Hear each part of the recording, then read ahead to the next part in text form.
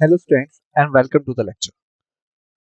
So students, as we know that we are covering the Panchayati Raj, okay? And basically these are the topics we have scheduled for the discussion under this particular series, like the introduction part, thereafter the evolution of the Panchayati Raj, okay? Then the 73rd Amendment Act of 1992, thereafter the compulsory and the voluntary provisions, thereafter the PAS Act of 1996, Extension Act, Francis of Panchayati Raj, and the reasons for ineffective performance. Okay, these are the topics we have scheduled for the discussion. Out of this, basically we have done with the introduction part, evolution of Panchayati Raj, 73rd Amendment Act of 1992, and we have started the discussion over the compulsory and the voluntary provision in the previous lecture. And the topics we are left with is the PASA Act of 1996, Francis of Panchayati Raj, reasons for ineffective management, performance. Okay, so basically this is the picture we have created so far. So we will start from where we had left in the previous lecture. So this is the voluntary provision. Okay, so basically if we talk about the voluntary provision, then remember that they are not obligatory to the state government or the state legislature, and basically this is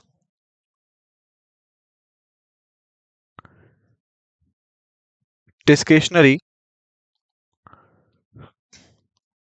to the state. It means that if the state government wants to imply it, then the state government could imply it. If the state government is not willing to imply any of these principles, then there is no obligations on the state government to do the same thing.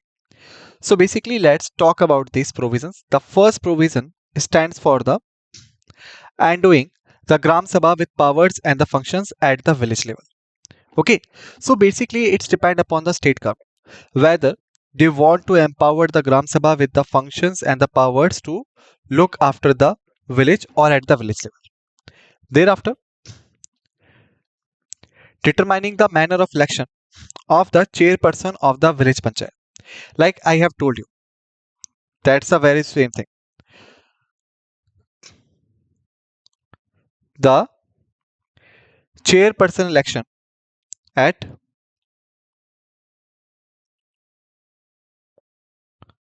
block samiti and the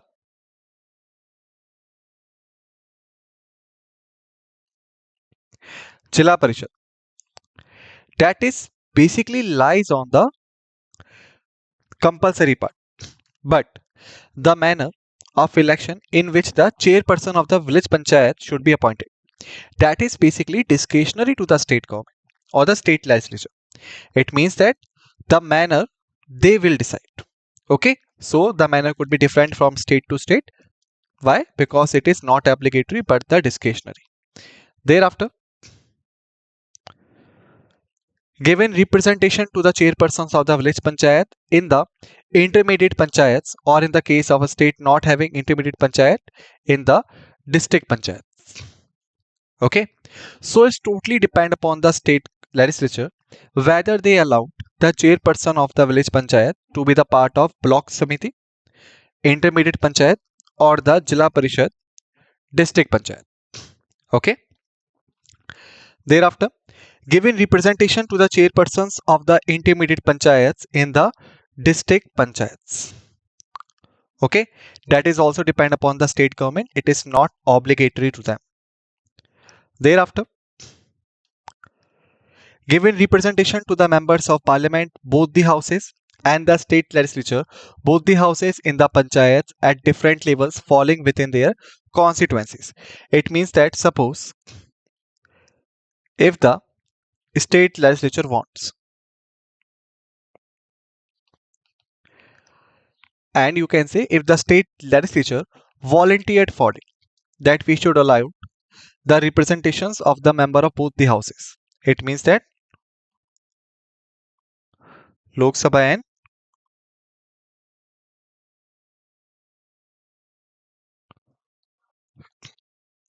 Rajya Sabha. Thereafter, and the state legislature like both the houses. What are both the houses? First house is state legislative assembly. Okay. And the second house is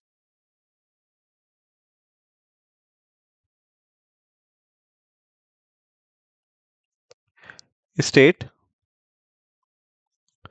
legislative council. Okay.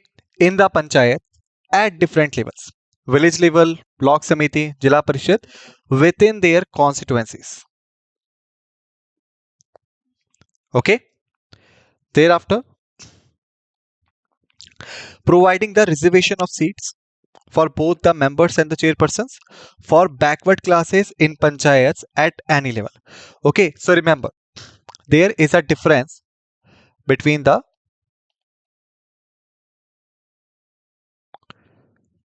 scheduled caste SC and the scheduled tribe ST. Reservation in the panchayat and the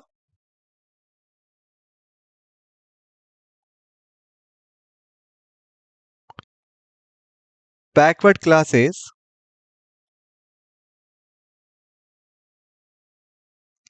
reservation at the panchayat.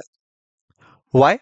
Because if we talk about the our provision, the scheduled caste and the scheduled tribe, SC and ST reservation, then basically remember this is obligatory. Okay, the state does not have any discretionary power when the topics come to the scheduled caste and the scheduled tribes. But when we talk about the backward classes reservation, then it is not obligatory, but it is discretionary.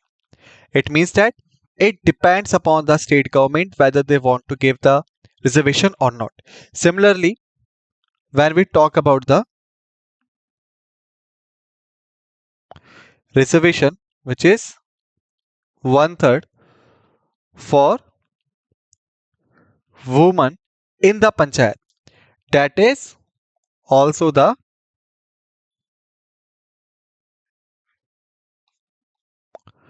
obligatory.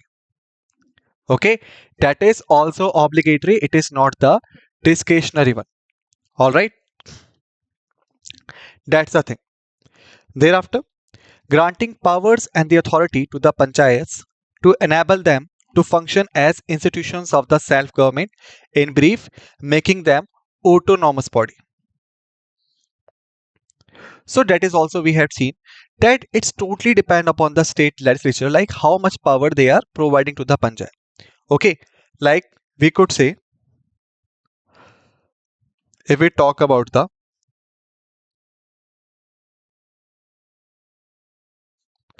obligation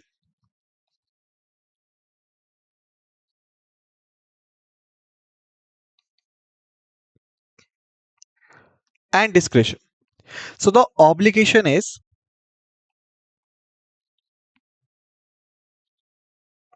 to create the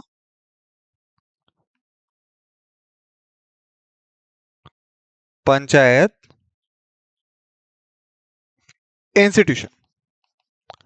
Okay, that's the obligation conferred on the state government or the state legislature by the virtue of 73rd Amendment Act of 1992. But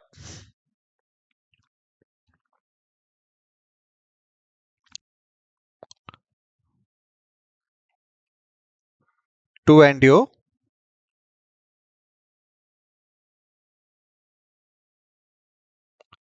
powers and function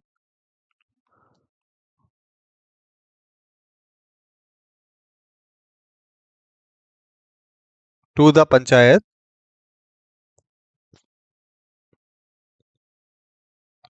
to work as an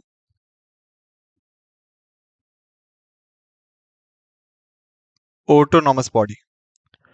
To endure powers and functions to the panchayat to work as an autonomous body. So the obligation is just only the creation, but the discretion is the endowment of the powers and the functions to make them the autonomous body. So that's the difference, keep in your mind. Thereafter, devolution of powers and the responsibilities upon panchayats to prepare for the economic development and the social justice and to perform some or all of the 29 functions listed in the 11th schedule of the constitution. Okay, so that is also depend upon the discretion of the state legislature whether they allowed the panchayat to work for the economic development, to the social justice, and to work on all or some of the 29 functions which are listed in the 11th schedule of the constitution. Okay, that's the thing. Thereafter, granting the financial powers to the panchayat, that is authorizing them to levy, collect and appropriate taxes, duties, tolls and fees at the local level, or we could call it as an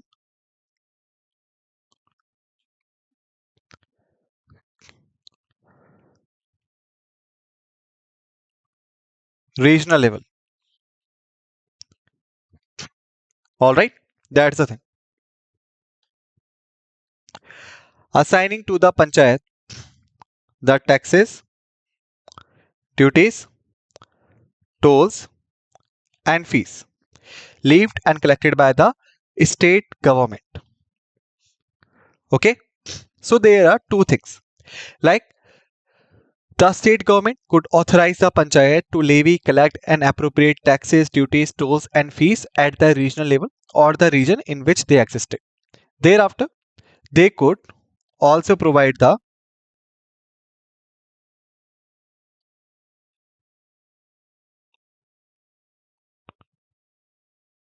participation and share in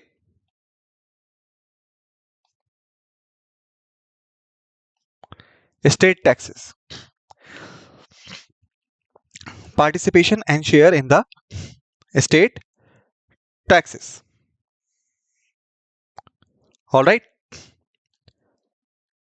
Thereafter, making the grants in aid to the panchayat from the consolidated fund of the state, they could do it, and providing for the constitution of funds for crediting all monies of the panchayat so that the panchayat's money could be, you can say, collected at one place.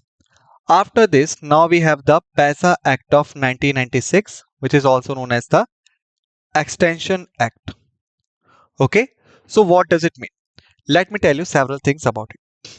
So when the 73rd Amendment Act of 1992 passed, okay, so there were several things, like it was basically passed to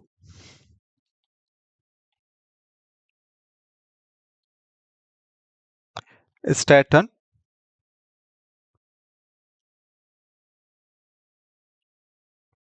and bring uniformity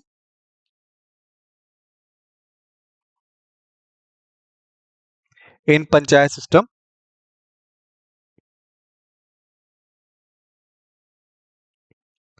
throughout the country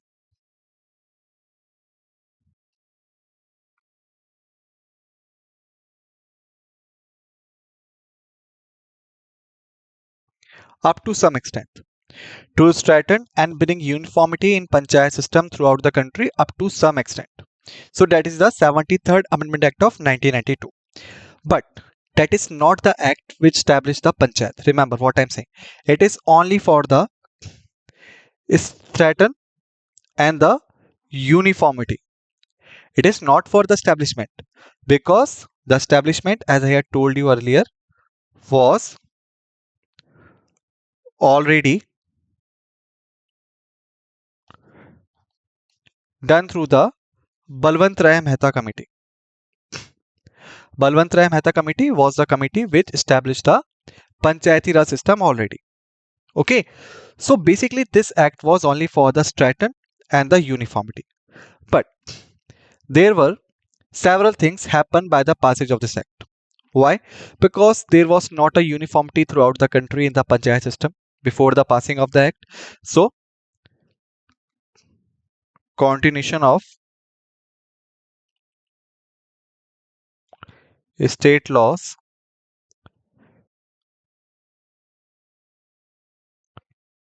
regarding panchayats allowed for 1 year.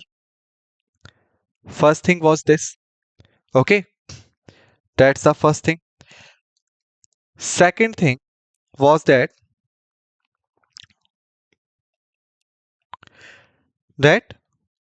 some exceptions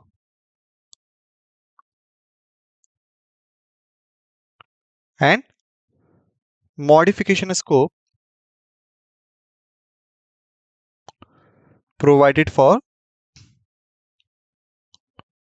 some areas. Okay, like the main aim was the uniformity, but there were various reasons through which the uniformity could not ensure at all level. So basically that's why the some exceptions and the modification scopes provided for the some areas, and these exceptions and modifications were done through the passing of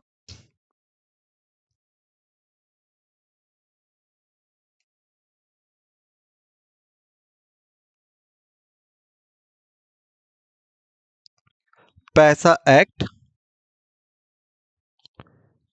1996. Alright, so that is just a build up before starting the discussion over the PASA. This is just a build up, like how the things were actually happened. What led to the passing of the PASA? Like when we already passed the Amendment Act, when we already determined to bring the statin and bring the uniformity, then why did we introduce a separate act? And why did we say, okay, that there are some exceptions and the modifications we would provide it to some areas? Why? What was the need? That's the main thing. Until or unless you understand the need behind the passing of the act, you won't be able to grasp the facts and figures properly. So if in your examination any tricky question asked to you, I guarantee you, if you are not getting the figures in the proper way, you will be dismantled there. You won't be able to mark the right answer. So that's the thing. Okay, so that's why it was necessary that we must understand the main motive behind the passing of the PASS Act. This act was also known as the Extension Act. Why? Because it is not differed from the Panchayati Raj. Okay, it's just having some exceptions and some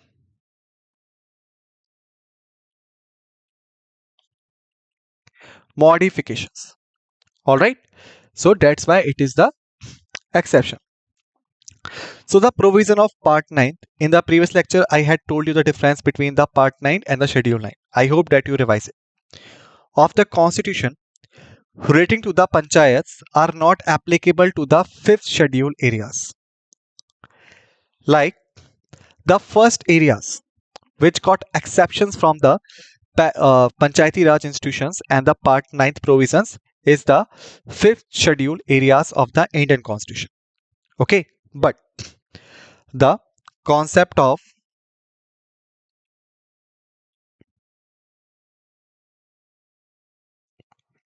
local government is to be provided to that areas.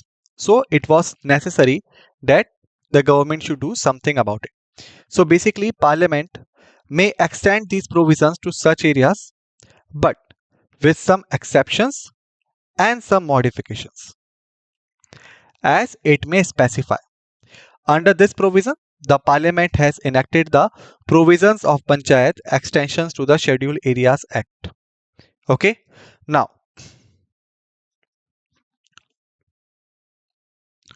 this is the main thing. What is the main thing? What is the full form of PAISA Act 1996? That is the main thing. So let us write down here. Okay. Or we could do one exercise here. Like in the previous lecture also we had a discussion over the PAISA. In this lecture also we have just seen the definition. Alright, so let's try to recall what we have seen about the PAISA. What is the definition we have just seen? Okay, then I will give you the proper definition or the you can say full form basically. Okay, till then just try to recall the full form you have just seen. For this you have 30 seconds, then I will give you the answer. So your time starts now.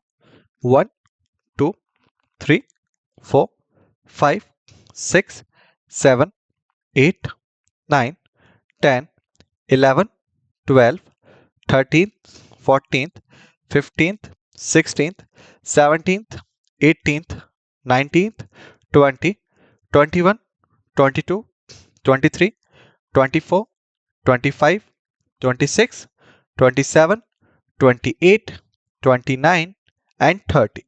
Your time's up. So the full form is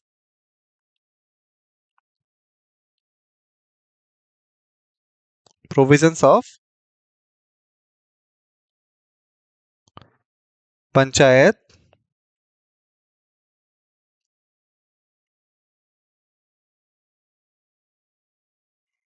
extended to Scheduled Areas Act of 1996.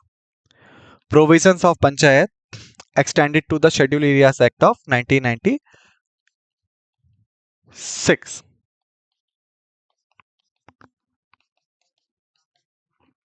Okay, so if you were attentive in the lecture, so just by seeing the definition you will recall it. If you were not, then I guarantee that you weren't be able to recall the definition. Okay, and as we know properly, this act was known as the PAISA Act, and just because it was an extension, so that's why it is also known as the Extension Act. Thereafter, at present in the 2019, the 10 states in India having the 5th schedule areas. And as we had discussed that the part 9 provisions of the Indian Constitution are not applicable to the 5 schedule areas, which means that these states which having the 5 schedule areas will not have the uniformity as the other states.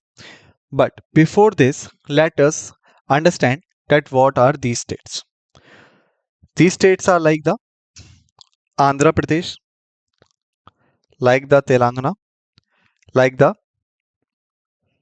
Chhattisgarh, like the Gujarat, like the Himachal Pradesh, like Jharkhand, like the Madhya Pradesh, like the Maharashtra, like the Odisha, and the Rajasthan. And even the Rajasthan was the first state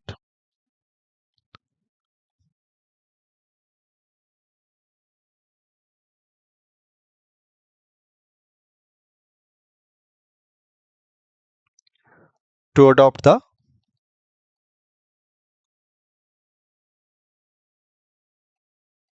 system of Panchayat. Okay, to adopt the system of Panchayat. All these taglines that is written by amending the respective Panchayati Raj Acts. It means that basically they had adopted the system but amending their respective Panchayati Raj Acts. Why? Because I have told you the 73rd Amendment Act did not establish the Panchayati Raj, only brought the stringency and the uniformity. Okay, that's the thing. So it is important for us to remember the names of all these states. I'm repeating the names again: Andhra Pradesh, Telangana, Okay, Chhattisgarh, Gujarat, Himachal Pradesh, Jharkhand, Madhya Pradesh, Maharashtra, Odisha, and the Rajasthan. Okay, so what are the objectives of the act? Okay, we had discussed the act was passed. We have discussed what was the need. Okay, we have discussed the 10 states, the fifth schedule. Now, what are the objectives enumerated in this act? What are the objectives? The objectives of the PASA Act are as follows. First, to extend the provisions of the Part 9th of the Constitution relating to the Panchayat to the scheduled areas with certain modification. It means that the provisions of the Part 9 which are not applicable to the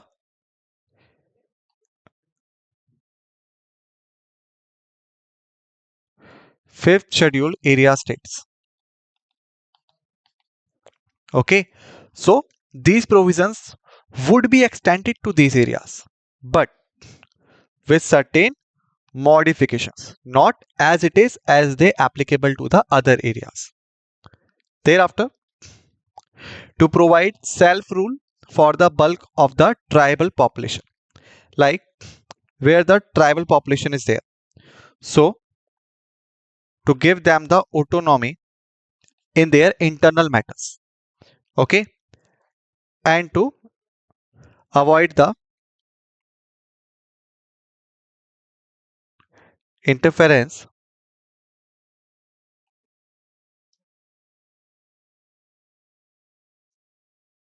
by the state machinery. Okay, the act was passed. Thereafter, to have village governance with participatory democracy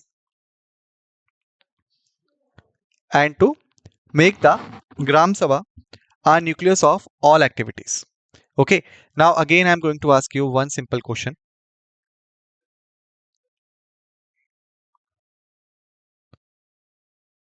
What is the another name of representative democracy and what is the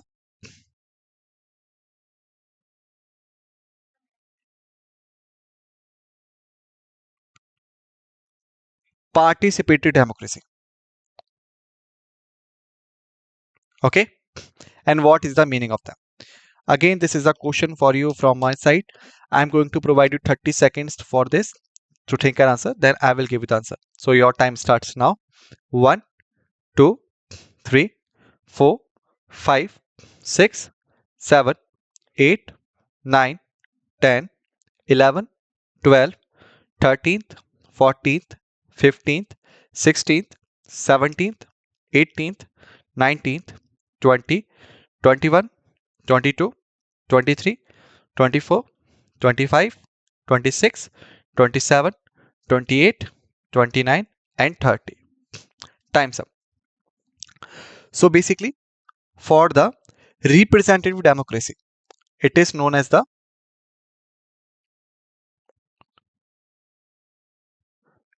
indirect democracy. The participatory democracy is the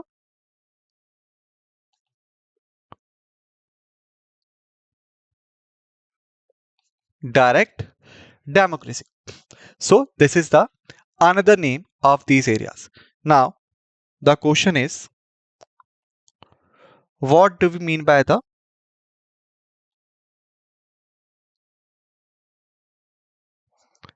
direct democracy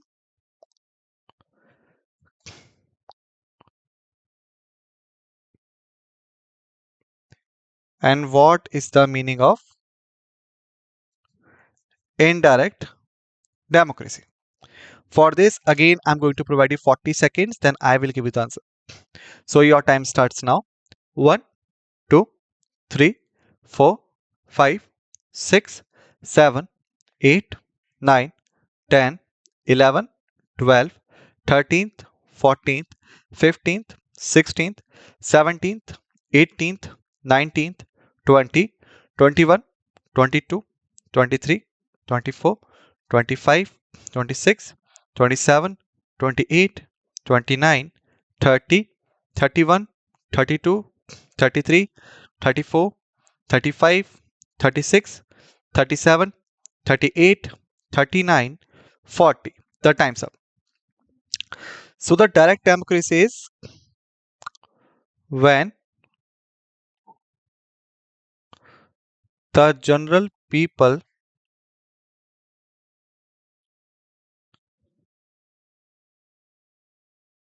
having the right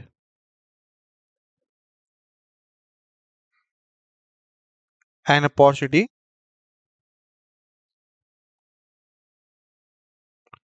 to directly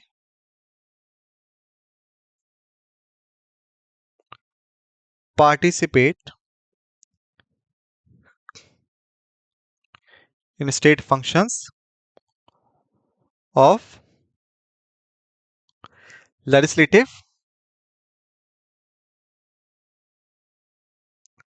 and executive nature. When the general people having the right and opportunity to directly participate in the state functions of legislative and executive nature. That is the direct democracy. Now, what is indirect democracy? When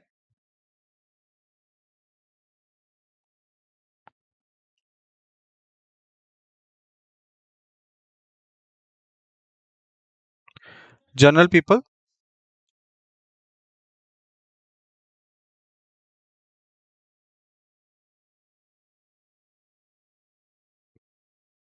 not having the right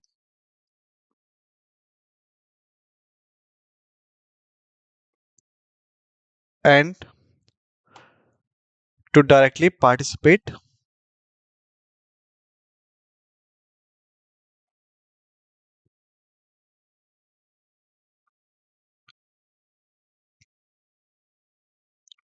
in state functions of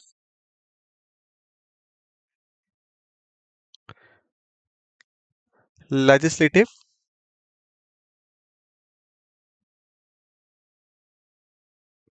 and executive nature. Basically, they elect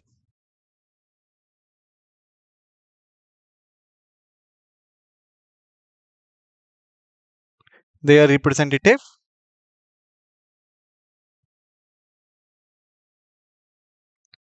to exercise the powers on their behalf. So that is the standard definition of the direct and the indirect democracy. Like in the direct democracy, the general people having the right and opportunity to directly participate in the state functions of the legislative, lawmaking, and the executive nature implementation. In the indirect democracy, the general people not having the right and opportunity to directly participate in the state functions of legislative, lawmaking, and executive nature, administration, and the implementation. Basically, they elect, okay,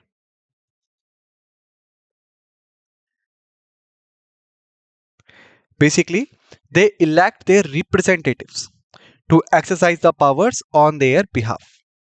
Okay, so that is direct democracy and the indirect democracy. And as we had discussed already, the direct democracy is known as the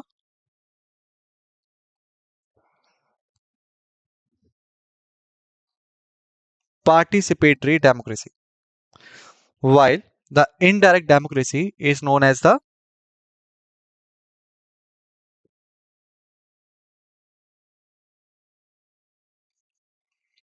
representative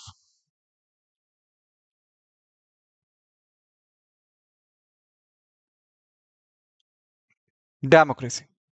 All right, that's the thing. So basically, in the Panchayati Raj, what was our main aim? That we should encourage the participatory democracy at the Gram Sabha and make it nucleus for all the activities. Okay. Fourth is to evolve a suitable administrative framework consistent with traditional practices. Okay, that was our main aim to providing the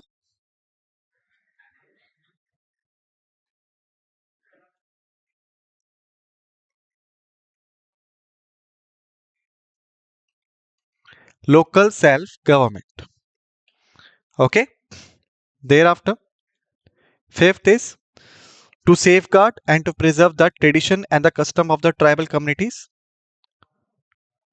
To safeguard and preserve the traditions and the customs of the tribal communities.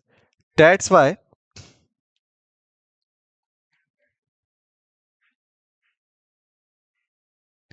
uniformity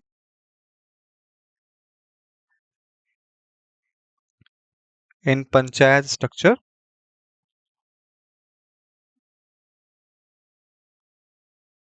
is not imposed on these areas.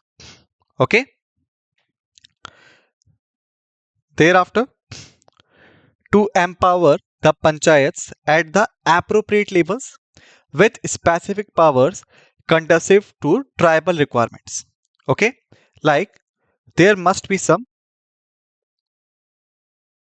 autonomy provided to the local government. Okay, as per the tribal requirements, like we had seen in the previous lecture, that straight bureaucracy intervention is the main problem and the threat to the very basic foundation of the Panchayati Raj. Okay, and basically the steps, the different committees were appointed to counter with this problem. And when we talk about the tribal peoples and the tribal things, so basically they are not the part of the mainstream. It means that they maintain their own traditions and the custom. All right. So if the state bureaucracy, or you can say the state in which these tribal areas lies, if the bureaucracy of that particular states intervenes in the tribal matters, in the customs, traditions, all right, try to impose the policies they formulated, and there would be no autonomy for the tribal areas, then how would they operate? So basically, that's why the state bureaucracy intervention is not allowed, and that's why the autonomy is basically provided to them. Thereafter, to prevent panchayats at higher level from assuming the powers and authority of panchayats at the lower level of the gram sabha. Okay, like we could say there are three levels. Okay, first is the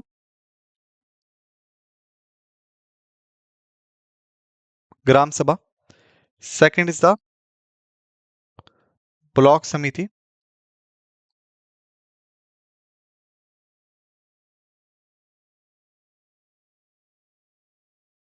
or the panchayat samiti, third is the jila parishad. Okay, if we look at this, then which of the following is at the most grassroots level? At most grassroots level, which is the agency? So the correct answer is gram sabha, because it is at the village level. Okay, and the block samiti is at the block level, and the jila parishad is at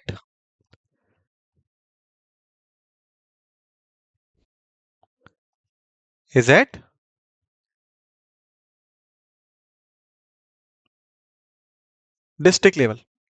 All right, so the most ground level is the gram sabha.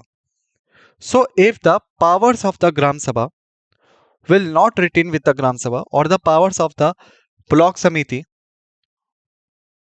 is not retained with the block samiti, because they are at the lower level, and the entire powers has been assumed by the jila parishad. So what do you think? The main and the basic aim behind establishing the Panchayati Raj would be accomplished? No, never. That's why it is provided.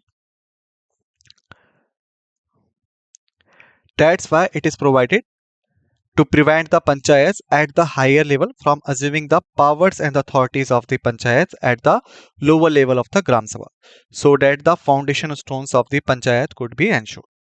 Alright. So students, basically in this lecture we have completed till here. In the next lecture we will continue from here. Till then, just revise the facts and figures we have discussed in this lecture and be ready for the another lecture. With this note, let's end this lecture, and what we say thank you.